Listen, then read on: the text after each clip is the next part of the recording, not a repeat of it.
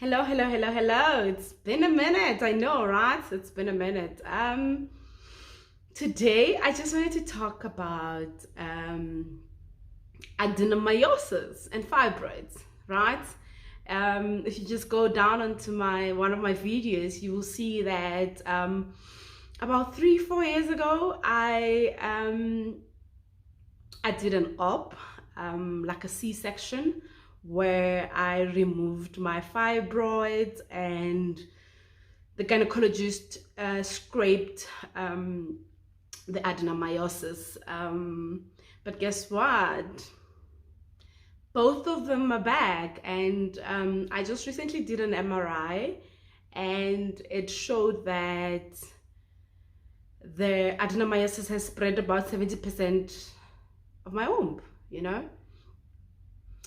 Do you know, I ask myself so many questions. A lot of gynaes, I ask myself, why don't they recommend UFE, or like I ask myself, why don't they recommend it? Okay, let me go back. So I started having serious abdominal pains and all that, and I'm like, I'm not gonna go to my regular gynecologist. And I went to another gynae, and he said to me, no, we need to do a lab scope where we could determine whether the adenomyosis has spread. Because I was at the point where I'm like, why can't I just do a hysterectomy? I'm forever in pain, and I'm just tired of this pain.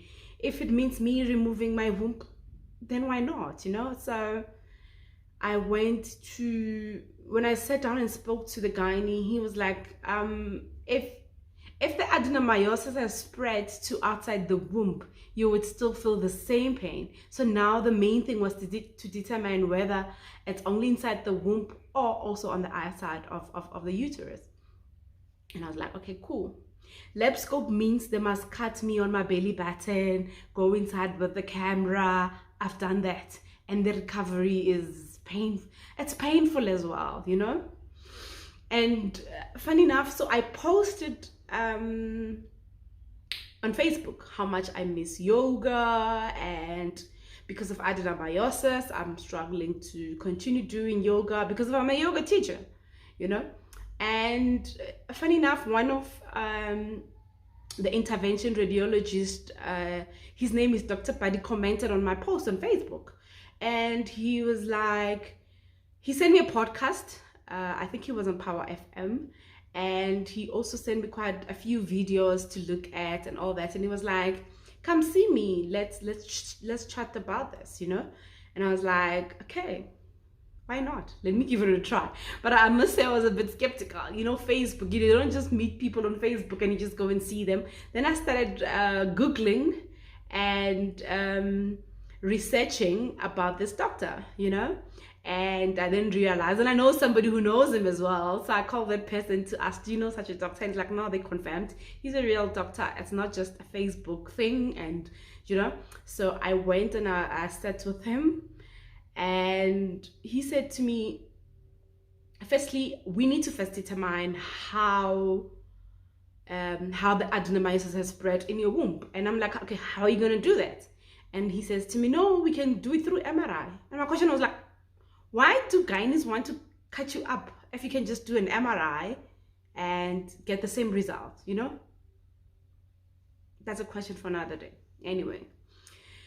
And then he said, I think the procedure is called, I always confuse the letters. It's like United Arab Emirates. So the procedure is called UAE. So it's Uterine Artery Embolization. Yes. That's it. It's UAE. So it's like, we need to do a UAE. And it's almost like an angiogram that I did a while back, but the difference is they don't go through the groin. He actually went through somewhere here, so he just went through my hand all the way to the womb. So he explained to me and he showed me a video that, okay, we will go through your arteries all the way to the womb through, and then he will watch through a screen, and then when they get to the uterus, they will release some particles, some small microparticles into through the arteries that would block the blood supply for the fibroids and for the adenomyosis. So that's how they treat it. And I was like, okay, cool. So we'll start with the MRI. And I went for the MRI, and yeah, hey, the day I went for the MRI, it was like one of those emotional days, you know, because the MRI, I was supposed to do it at Kastenhof, and that's where I lost my sister. And the last time I went there was the day that actually I watched my sister die, you know. So walking into that hospital, I remember I sat in the car, I was so emotional. I was like sitting for like almost half an hour, and I was just crying, and I was just so emotional. I was just missing my sister, and I was like reliving the day when I went to the actual day when she died. And because of COVID, they've like closed the main door. You must use like the other door, the back, which is the emergency door.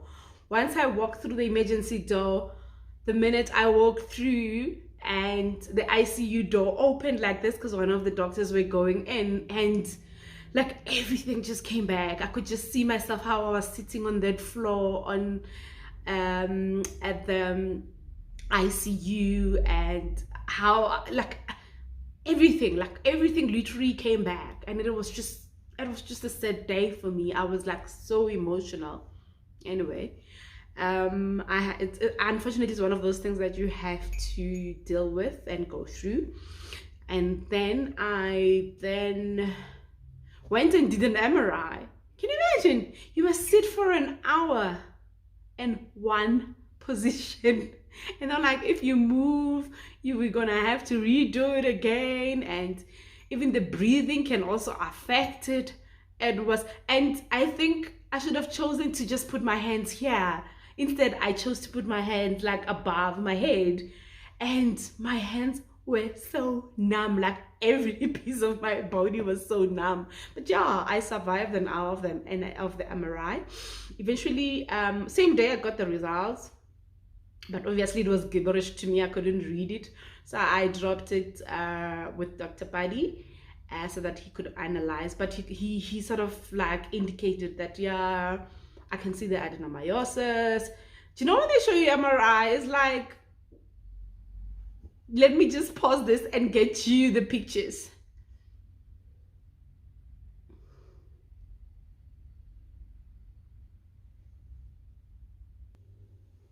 Believe me when I say it's like gibberish. So they gave me this. So basically, this is my uterus. And I was like, how do I interpret this, you know?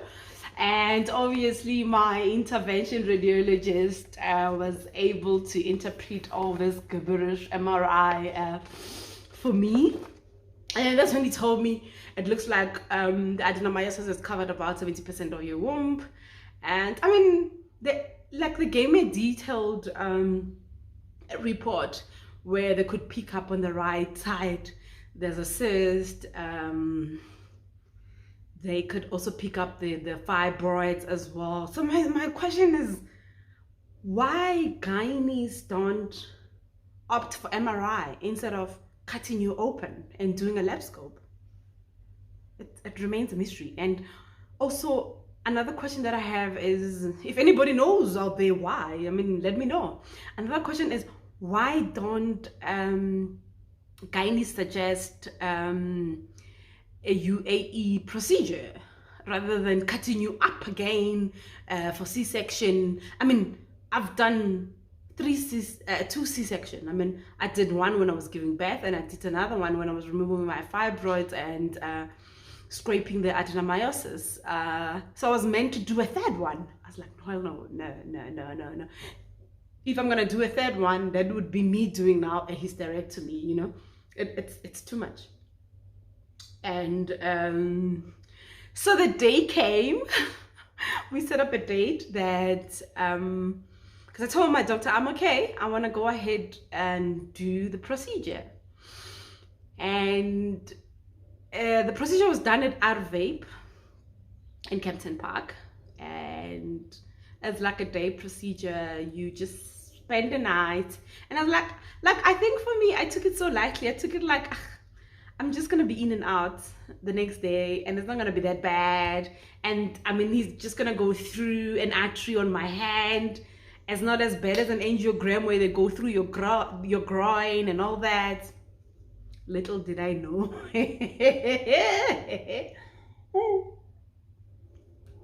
So I went for the procedure. Got there about 8 o'clock.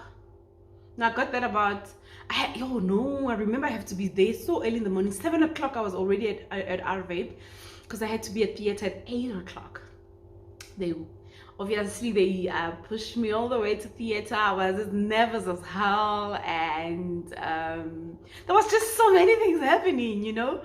And already before I went to the hospital, I had some blood samples done, where already my hand was bruised because they were struggling to get a vein and all that. So when I got to the theater, my doctor was like, "What happened here?" And I'm like, "No, at Empath, when they were trying to take the blood, this is what happened." I was like all bruised up and all that, and he was like, "It looks like we're gonna struggle, you know." And they first put a drip on the right hand side. That's what I remember when I was in theater. And funny enough, Dr. Paddy didn't struggle. I mean, it was like one prick, but he had to put it in a warm cloth, and then just carefully look for the vein and all that, and eventually he got it. I remember he was so excited that he got the vein. And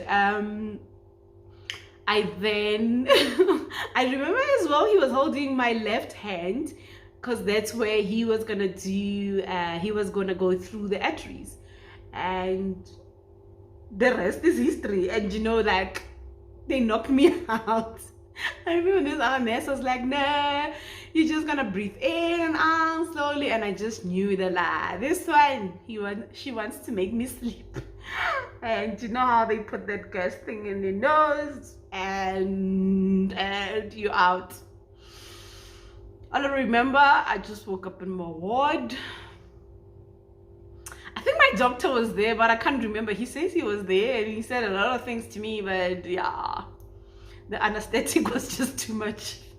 I think it was way too much. And yeah, due to COVID regulations and all that, obviously no visitors, because it was just the one night.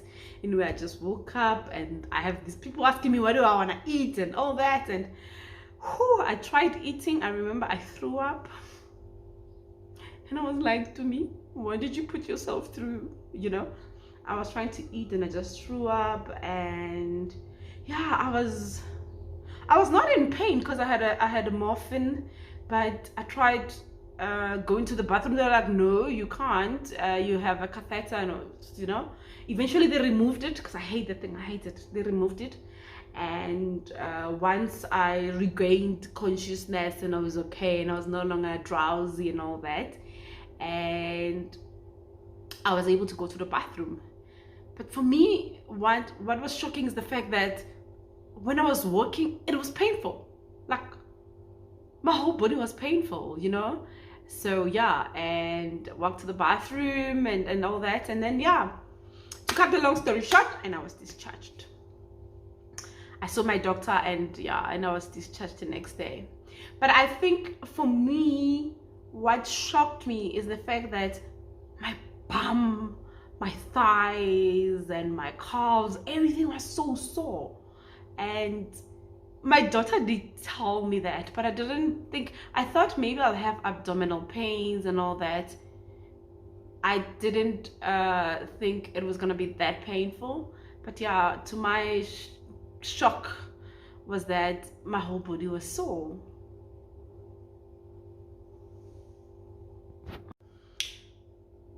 Now it's been week 3 and the whole of last week my bum was sore, and when I was walking I was limping, and like I couldn't understand. I mean, no abdominal pain, but I'm limping and my bum is sore and my thighs is so. I am so grateful to my twin sister because how she used to rub my bum every day. She was like, you better get better because I'm just tired of rubbing this bum of yours. But yeah, at least I can laugh. Yeah, I feel so much better. I'll give an update on whether the fibroids are gonna shrink and what's gonna happen to the adenomyosis. Yeah, it will take about 3 to 4 months. We'll see how that goes, and yeah, I'm in a better space. I'm feeling much better. Yes, I'm still limping a bit. I mean, today is the 23rd. Today's the 23rd, and I did the procedure on the 5th of March. So yeah, I'm really feeling much better. And yes, I do get severe abdominal pains, but yeah, I'm just sorting those out with painkillers. And I just want to say thank you to a few people. Dr. Padi, thank you so much. I'm looking forward to seeing the result of the procedure that you did, and hopefully that everything went well. I have so much faith in the procedure that you did, and hopefully I don't have to do a hysterectomy. And I just wanted to say thank you. And I just wanted to say thank you because of you were patient with me and you explained the whole process. And I mean, I never had a doctor that would call me every week to check up on me on how I was doing and all that. And thank you for going an extra mile. That for me, that is very special. I mean, a lot of doctors, it's all about money for them. They just do a procedure and then you're out of their face and then next to the next patient. So for me, that really stood out. The fact that you would call and check up on me and how you thoroughly explained the procedure, even giving me visual videos of exactly what you're going to be doing to me. And my twin sister, thank you for rubbing my bum. I really appreciate it. Oh, to my mom, thanks mom. I mean, she stopped everything. She left her house, came to my house so that she could take care of my son and all that. Thank you. And to my brothers, especially Brian, some days he had to pick up my son at school. Even my twin sister on other days had to drop him off and pick him up. And yeah, and all the friends around me, that your messages, your calls, and the gifts, the get well gifts that I got from all the friends, the David Go Live team, thank you for all the gifts and all that, and wishing me well. And yeah, I'm just grateful for everybody that supported me. I'm still on my road to recovery, but I'm feeling far much better. And yeah, hopefully I'll be giving an update in another 3-4 months time on how the procedure went. Toodles! I know, right? I look so beautiful. You wouldn't even think that I'm still sick, that I'm still feeling pain there and there, but yeah, it's all in here. Thank you guys for watching, and be on the lookout for an update in the next few months on how the whole thing went. Bye.